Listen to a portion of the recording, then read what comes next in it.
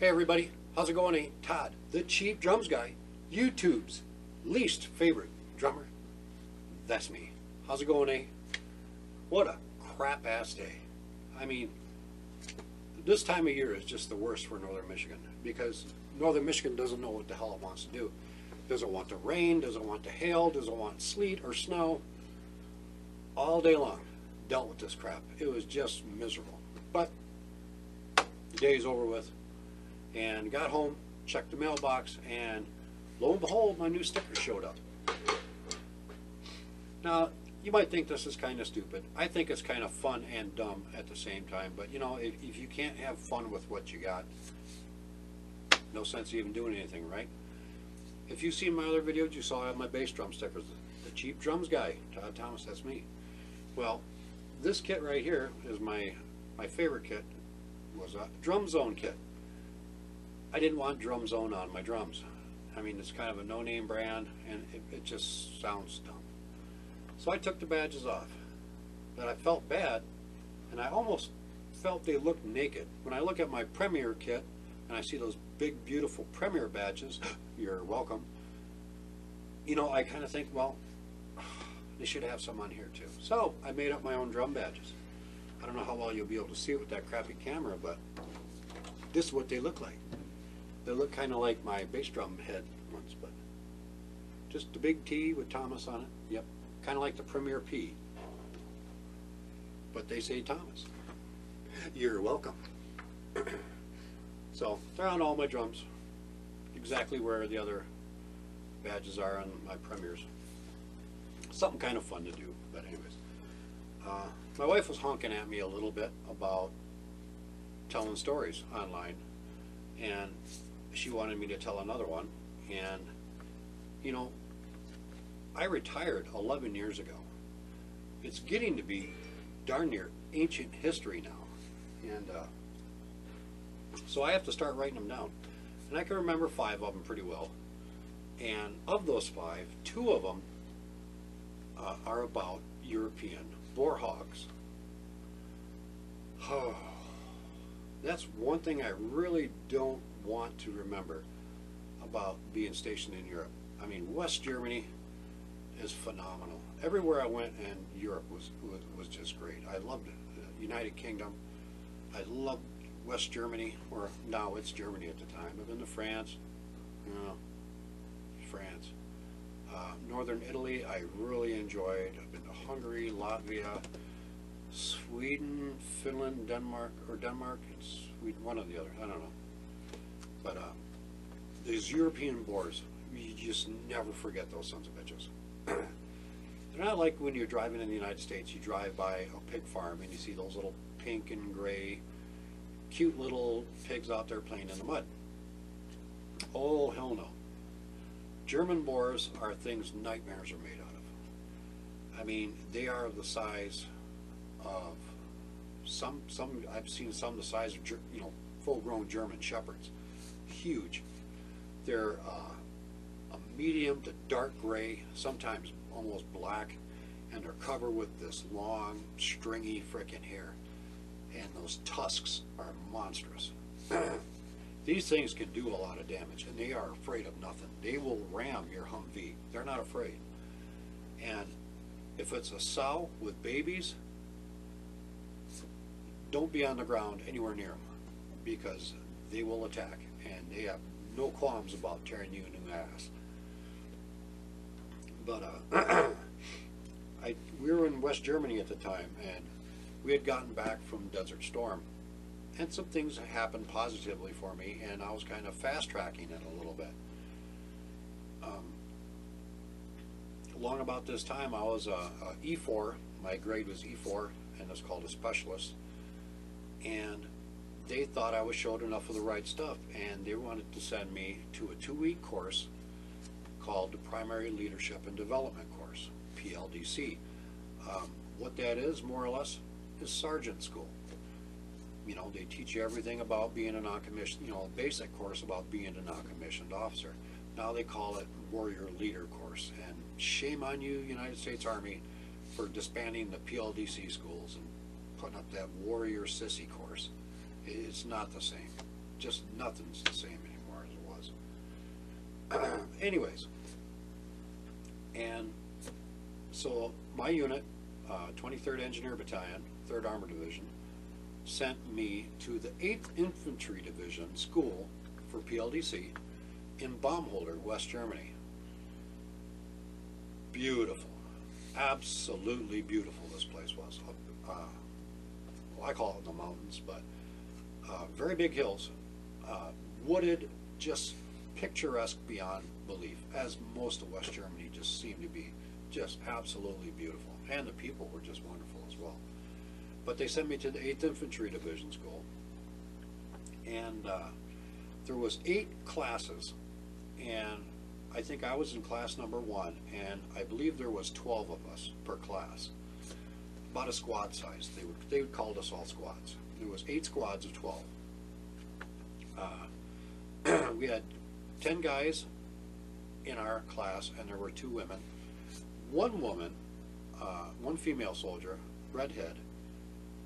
She was from a signal unit, but she was also the 2nd woman in history to graduate the French Commando School. She actually won the French Commando badge. She went to the course and took it. Why they sent a woman from a signal unit to that school is beyond me. But she had the badge and the paperwork to prove it, and so everybody was like, oh. But she was pretty cool. She was pretty gung-ho, and she offered to give me a hand on, because I got stuck carrying the M60 machine gun out in the field a couple of times. And after a couple of hours, I was getting kind of tired up and down the hills, and she offered to take it from me, and I'm like, no, I'm fine, I'm fine. So, a little fake bravado. But most of your time is spent in the classroom, learning basic leadership skills, and how to do certain reports, how to discipline, it was very fulfilling. There was a lot of information. And of course, you also did your drill, your basic drill, where for 2 days you would take guys out, you take your whole squad out, and you would march. You would, column left, march, column right, march, rear, march, all this kind of stuff. Mark time, march, group halt, all that stuff. You have to march the people around, and, you have to show, you know what you're doing.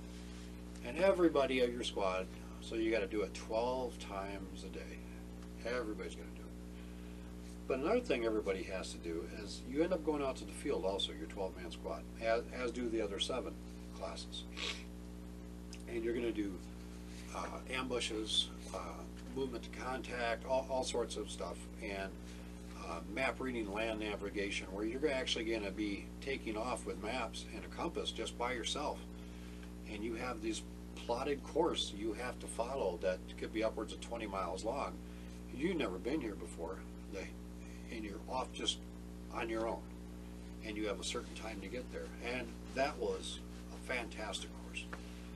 But along with that, you also have the platoon or the squad maneuver, the ambushes and stuff like that.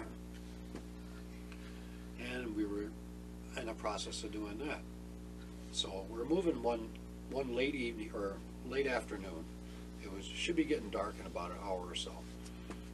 And we were coming up this saddle. Now, a saddle is a depression between 2 hills. And the trail followed there, and it was wooded off to the right and wooded off to the left. Our squad, the guy who was in charge of our class, who's a staff sergeant, he was walking at the head of our column. And we got to the top of the saddle, and he stopped. He listened for a second, and then he turned around and came towards us, huddled us all together. And he goes, look, off to my left, he said, there is a big family of pigs back there. And he goes, if any of you guys haven't seen these pigs, you don't want to see them. And he goes, I want absolute quiet going up over the saddle. If anybody makes a noise, they're going to come after us. And you don't want that. And he goes, if I survive this, he goes, I will find the guy who made the noise and I will kill you myself. Enough said. So then turned around and we all quietly crossed the saddle. He did not want those pigs. He's had run-ins with the pigs before. And they are amazingly powerful. But our class, you always have those, you know, you got the knucklehead, you got the simpleton, and then you always have the redneck. And the rednecks usually have special powers. Some of them are like MacGyver, they could put anything together using chewed bubble gum and a toothpick. Not our redneck. Our redneck excelled at animal noises, much to our delight in the evenings while we're trying to sleep sometimes. But anyways, one of the animals he could mimic very well was a hog. The squeal of a big boar hog. He could do it loud, I mean loud and deep. And the staff sergeant in charge of our class loved it when he did it. It just sounded, it sounded really good. And he had him do it repetitively in the class all the time. And we started to get bored with it, actually, because we've heard it so much. But anyways, after we left that saddle, we through the valley a little bit more, and we were the first class, and we were supposed to ambush the third class. That was supposed to happen around 10 o'clock that night, or 2200 hours. It was probably about 9. It was just starting to get dark. It had been raining a little earlier. Everything, it was warm out.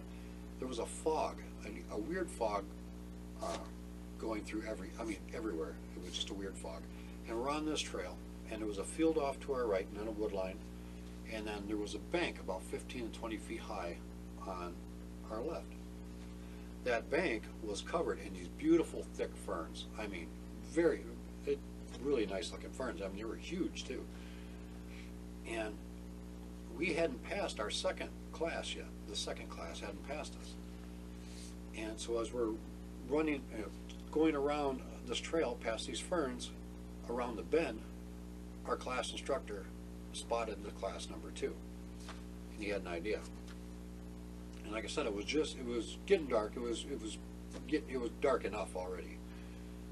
And he huddled us together again, and he goes, I can see second squad, the second class coming. They're about, a couple hundred yards away down the road. He goes, I got an idea. He goes, by the time they're going to get here, it's going to be dark. He goes, what we're going to do, we're all going to spread out in these ferns right here. Take care not to, wreck the ferns when you go into them, so you don't want to lose your camouflage. But we're all going to settle in to the ferns, be real quiet, nobody make a noise. And he pointed out to the redneck, and he goes, you stay with me. And he goes, this is not our ambush group. We're supposed to ambush class number 3. Class number 2 is coming up. He goes, because I can see their instructor, and I know what he looks like when he walks. He goes, I know that's not, but we're not supposed to ambush him.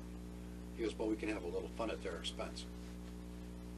So anyways, so all of us real easily move into these ferns without disturbing or breaking them or tearing them down. And we looked to make sure we didn't leave any tracks on the trail. And so we all kind of just settle back and blend into the ferns. We were all camouflaged up anyways, our faces, and we had scrim netting and ghillie stuff on our but anyways, we're just waiting. 10-15 minutes later, we hear a little crunching in the gravel a little bit. And they were trying to be quiet because they had an ambush they were going to. So they're trying to move stealthily, but out of the fog and out of the darkness, you could just see the images of them coming down the trail. And it looked really cool. I'm like, this would look good in a movie.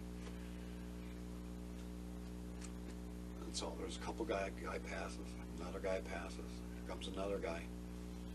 And then right then, their class leader, he was like 4 or 5 guys back, came right here. Our class leader, the staff sergeant, nudges the redneck next to us. That redneck lets out the loudest, deepest pig squeal he could do. I mean, it pierced the night. And when he did that, that was our cue, the rest of us, to just make all sorts of racket in the ferns and move the ferns around like something was in it. So as these guys come, he lets off that squeal, and we just start tearing the ferns up. That other class jumped 3 or 4 feet in the air. One guy even threw his rifle and everybody started running. And the stupid thing is, they were running to the field. They were running through the field. That's big open ground. Why the hell do you want to do that? But every single one of them ran like assholes and elbows, including their class instructor. And one of the guys, when the guy threw that rifle, because he thought it was a pig charging him, one of our guys caught his rifle, and once we calmed everybody down, he gave him his rifle back, and he said, that's not advisable to do. You might need a club when he knocks you down and starts trying to tear you apart. But anyways, it was the funniest damn thing. Oh my God. Those guys must have been white as ghosts. But after that, we went on, did our ambush, got our ass kicked pretty good, and they went up, and they did pretty good too. But that was kind of a running joke the remainder of the time we were there in Baumholder. And we all made the course and all graduated, and some went on to stay as corporals, and I got promoted to sergeant not long after that. It was pretty cool. But you know, if you're in the Army, you got to pick on somebody, and you got to have some fun. You know, you can't be serious all the time. Nobody got hurt, and luckily we didn't have any pig encounters after that either. But that's all I've got tonight. I'm Todd, the cheap drums guy, and I'm sorry, the least favorite drummer on YouTube. Have a good day, people.